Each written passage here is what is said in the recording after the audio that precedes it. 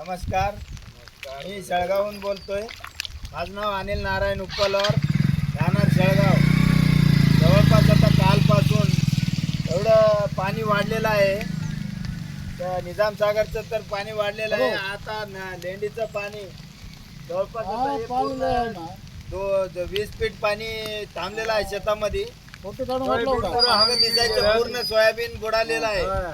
गंगाराम भाईकटे येणार बोलतोय आम्ही. हे आमच्या शेतात थांबलेलो आहोत आम्ही गंगाराम भाईकटे यांच्या शेतामध्ये.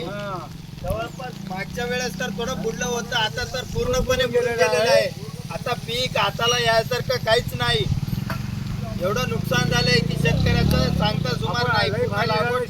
टाकणं झालं, सगळं झालं, औषध गेलं, वाहून गेले, बरंच काही नुकसान झालेलं आहे.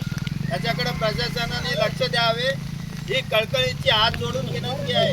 आमच्या सोयाबीनच आहे शेतात.